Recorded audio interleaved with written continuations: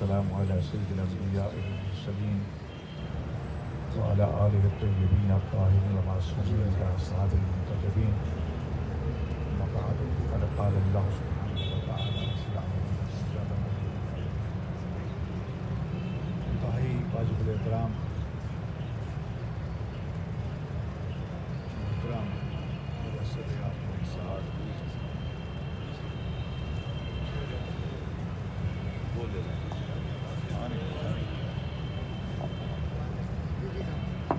انتہائی واجب الاحترام محترم مدثر ریاض ملک صاحب، علماء کرام، حاضرین محترم، آج کی یہ محفل میں سمجھتا ہوں کہ انتہائی اہم ترین محفل ہے کہ ہم اپنے پیاروں کی یاد میں یہاں پر جمع ہیں، جن کا غم ہم کبھی بھی نہیں بھلا سکیں گے۔ ایک غم ہمارا مشرقی بازو جو ہم سے جدا ہوا، مشرقی پاکستان،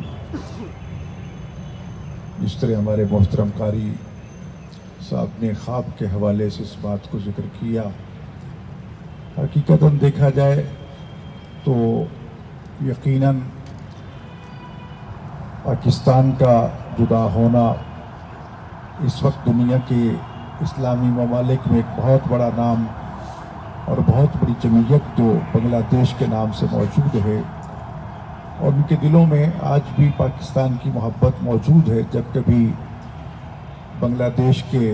ساتھیوں سے، مسلمانوں سے مختلف کانفرنسز میں، مقامات پہ ملاقات ہوتی ہے تو وہ آج بھی اپنے آپ کو پاکستانی سمجھتے ہیں، اور ان کی کوشش اور خواہش تو یہی ہے کہ ہم دوبارہ اکٹھے ہو جائیں۔ لیکن یہ حقیقت ہے کہ جس طرح حضرت امیر المومنین علی بن ابی طالب علیہ السلام کا یہ فرمان منقول ہے، الملک جب کا مع الکفر ولا جب کا مع الظلم، کہ حکومتیں کفر کے ساتھ تو باقی رہ سکتی ہیں لیکن ظلم و جور کے ساتھ باقی نہیں رہ سکتی۔ کچھ نااہل لوگوں کی وجہ سے اور ناانصافیوں کی وجہ سے وہ پاکستان کا حصہ جو ہے ہم سے جدا ہوا، جس کا زخم آج بھی تازہ ہے اور شاید ہمیشہ ہمیشہ تازہ رہے۔ لیکن ہمیں یہ ضرور سبق سیکھنا چاہیے کہ اس وقت جب ہم عالمی سطح پہ پاکستان اور بنگلہ دیش کا موازنہ کرتے ہیں تو وہ بنگلہ دیش ہم سے ترقی کے میدان میں بہت آگے نکل چکا ہے۔ تمام شعبوں میں اگر ہم دیکھیں اور تجزیہ کریں تو اس وقت بنگلہ دیش جو ہے، مشرقی پاکستان جو ہے، وہ اس پاکستان سے کئی میدانوں میں بہت آگے ہے۔ انہوں نے محنت کی ہے، اپنے ملک سے وفا کی ہے، اور اسلام کا دامن نہیں چھوڑا۔ ابھی ماضی قریب میں کتنے علماء نے صرف پاکستان کے ساتھ محبت کے جرم میں جام شہادت نوش کیا، لیکن اس کے برعکس ہم یہاں دیکھتے ہیں کہ علماء کا لبادہ اوڑھے یا سیاست مدار اس پاکستان کا کھاتے بھی ہیں اور اسی پاکستان کے خلاف بولتے بھی ہیں، جن کی وجہ سے ہمیں عزت ملی ہے، ہمیں وقار ملا ہے۔ حب الوطن من الایمان، یہ تو ایمان کا حصہ ہے، اور پھر اسلامی مملکت جو خدا داد اللہ تعالیٰ کا عطا کردہ عطیہ اور نعمت ہے، اگر ہم اس نعمت کی قدر نہیں کریں گے تو جس طرح حضرت علی علیہ السلام کا بھی فرمان ہے کہ جب لوگ نعمتوں کی قدر نہیں کرتے تو اللہ ان سے وہ نعمتیں چھین کر ان لوگوں کے حوالے کر دیتا ہے جو اس کو سنبھالنے کی صلاحیت رکھتے ہیں۔ ایک تو ہمیں سقوط ڈھاکہ کے اس دکھی دن کی یاد میں اور شہداء کے لیے بھی دعا کرنی چاہیے جو اس سانحہ میں شہید ہوئے، قربانیاں پیش کی، پاک افواج سے ہوں یا عوام سے۔ اور دوسرا یہ سبق بھی سیکھنا چاہیے کہ اگر وہی حصہ ہم سے جدا ہو کر محنت کر کے دنیا میں مقام پیدا کر سکتا ہے، آج اس کی کرنسی ہم سے کہیں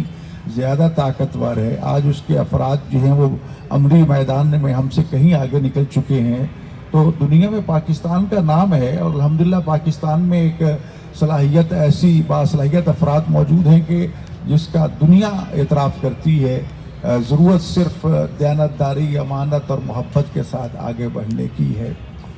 دوسرا سانحہ جو دلوں کو زخمی کر گیا، اور یہ زخم بھی میں سمجھتا ہوں کہ کبھی منتمل نہیں ہوں گے، وہ چھوٹے معصوم بچوں کی شہادت کہ جس نے واقعاً قرآن کریم کی اس آیت مجیدہ کو انقلاب کی صورت جو بتائی جا رہی ہے کہ عنقریب وہ لوگ جنہوں نے ظلم کیا ہے وہ دیکھیں گے کہ ان کے ظلم و جور کی وجہ سے کیسا انقلاب جو ہے وہ برپا ہوتا ہے۔ میں سمجھتا ہوں کہ آرمی پبلک سکول کے بے گناہ اور معصوم بچوں کی شہادت نے پوری دنیا کو بالعموم اور خاص طور پر پاکستانی قوم کو جھنجھوڑ کے رکھ دیا تھا، اور یہ شاید 72 سالہ تاریخ میں پہلا موقع تھا کہ پوری قوم ایک مرتبہ پھر ان شہداء کے قربانی کے صدقے میں اکٹھی ہو گئی تھی۔ تمام سیاسی جماعتیں اکٹھی ہو گئی تھیں، تمام سیاسی جماعتوں نے اپنے تمام تر اختلافات کو پس طاق رکھتے ہوئے ایک یکجہتی کا بیانیہ جاری کیا تھا، اور بہت سے ایسے قوانین بنائے تھے، اور اس اعلامیے میں بہت سے ایسے ضوابط اور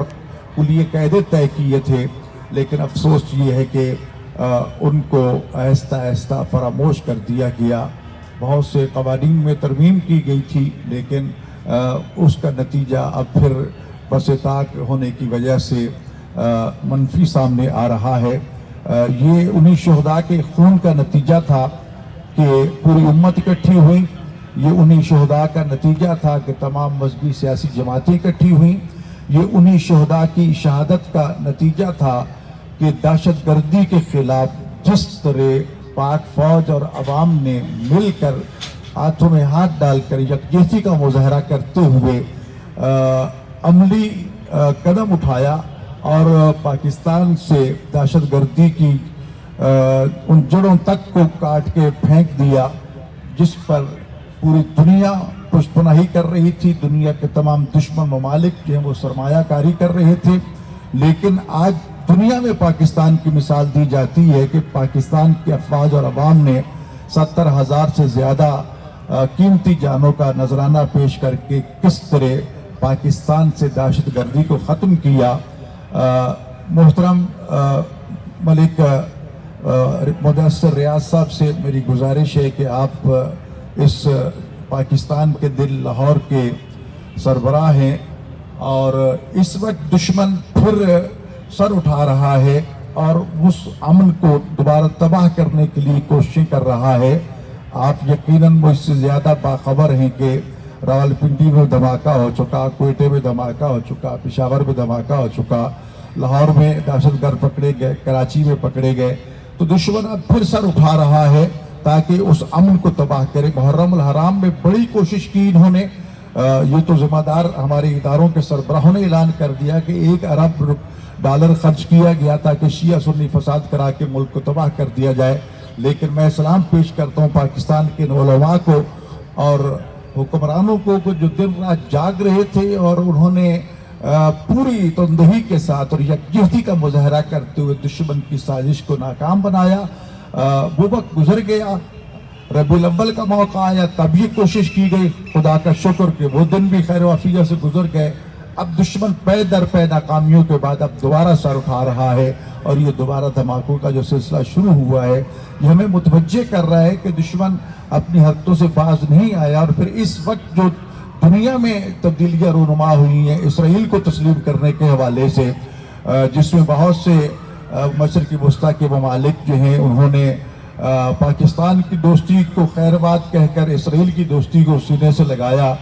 یقیناً انہیں بھی ہماری خودداری جو ہے وہ ناگوار گزر رہی ہے۔ اسرائیل اور امریکہ کے جو ہم نوا ہیں، ان کے ساتھی ہیں، ان کو بھی یہ ہماری یکجہتی اور ہماری خودداری اور غیرت جو ہے یہ، اور خاص طور پر قائد اعظم رحمۃ اللہ علیہ کا وہ اصول اور قاعدہ جو انہوں نے بیان فرمایا تھا اس پر عمل پیرا ہونا جو ہے وہ اچھا نہیں لگ رہا۔ لہٰذا ہمیں پہلے سے کہیں زیادہ بیدار ہو کر ان حالات پہ نظر رکھنے کی بھی ضرورت ہے، ان کا مقابلہ کرنے کی بھی ضرورت ہے. جہاں تک علماء اور مشائخ کا تعلق ہے،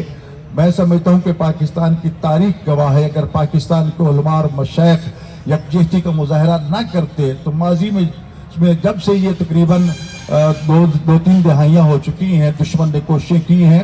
آج تک یہ ملک ختم ہو چکا ہوتا. یہ علماء آج بھی آپ کے ساتھ کھڑے ہیں، اور جس طرح رسول خدا صلی اللہ علیہ وسلم کا فرمان ہے میری امت کے دو گروہ ٹھیک ہو جائیں ساری دنیا ٹھیک ہو جائے گی، العلماء والعمراء، دانشور علماء اور حکمران. تو یقیناً ایک اسٹیج پر ہم سبھی موجود ہیں اور انشاءاللہ رہیں گے، اور مل کر عالمی سازشوں کا مقابلہ بھی کریں گے، دہشت گردی کا مقابلہ بھی کریں گے. لیکن یہ پیغام ضرور دینے کی ضرورت ہے کہ ہمیں جاگنے کی ضرورت ہے، اور اپنی صفوں میں ایسی کالی بھیڑوں کو ڈھونڈ نکالنے کی ضرورت ہے. اللہ سے دعا کرنی چاہیے کہ اللہ تعالیٰ وبا کے شر سے بھی ہمیں بچائے اور ایسے دشمنوں کے شر سے بھی بچائے. پاکستان زندہ باد. بہت شکریہ.